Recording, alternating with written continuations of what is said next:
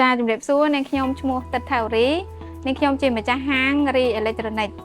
ចាសម្រាប់ហាងនាងខ្ញុំដែលបើកដំណើរការនៅក្នុងខេត្តសៀមរាបនឹងគឺអស់រយៈពេល3ឆ្នាំហើយអតិថិជនគាត់មានទំនុកចិត្តដោយសារខ្ញុំ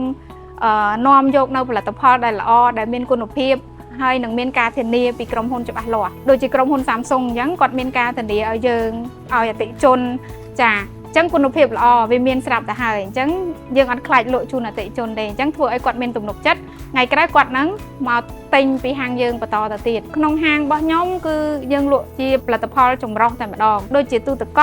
ម៉ាស៊ីនបោកខោអាវទូរទស្សន៍អតិថិជនដែលគាត់ចាប់អារម្មណ៍ជាងគេគឺម៉ាក Samsung ចាដោយសារ Samsung មានបច្ចេកវិទ្យាថ្មីជារៀងរាល់ឆ្នាំតែទៅមួយទូទស្សន៍ដែលភ្ញៀវគាត់ចង់បានសប្តាហ៍ថ្ងៃគឺអ្វីដែលគាត់ចង់បានគឺគាត់ចង់បានភ្ជាប់ជាមួយនឹង Wi-Fi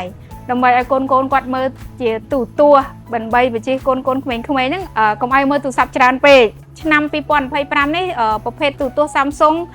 Crystal UHD របស់យើងគឺ color ចេញមកគឺស្អាតកម្រិតរូបភាពរបស់វាគឺអាចមើលទៅគឺច្បាស់ថ្លាភ្នែកត្រជាក់ភ្នែកល្អយើងក៏អាចធ្វើការបញ្ជាចេញពីទូរស័ព្ទដៃរបស់យើងបានដើម្បីយើងមើលពីឧបករណ៍ប្រើប្រាស់នៅក្នុងគេហដ្ឋានរបស់បងប្អូនថាតើមានបញ្ហាអីវាស៊ីភ្លើងដល់កម្រិតណាអញ្ចឹងអ្វីដែលសំខាន់មួយទៀតហ្នឹងគឺវាមានប្រព័ន្ធសុវត្ថិភាពការពារអ្នកប្រើប្រាស់កុំឲ្យគេលួចជាព័ត៌មានអីផ្សេងពីបងប្អូនទៀតអញ្ចឹងណាសម្រាប់រូបរាងរបស់ទូទស្សន៍ Crystal UHD ហ្នឹងគឺមានរាងស្ដើងពេលដែលយើងដាក់នៅក្នុងផ្ទះរបស់យើងមើលទៅគឺមានអារម្មណ៍ថាដូចអត់មានហ្គេមចង់និយាយថាហ្គេមវាទូចហើយមើលទៅដូចយើងមើលទៅលើតែអេក្រង់រូបភាពនឹងតែម្ដងសម្រាប់ទំហំវិញគឺយើងមានពីតូចដល់ធំ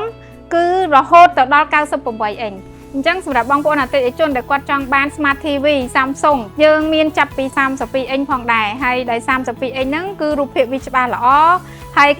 មុខងាររបស់វាគឺស៊ីភ្លើងតិច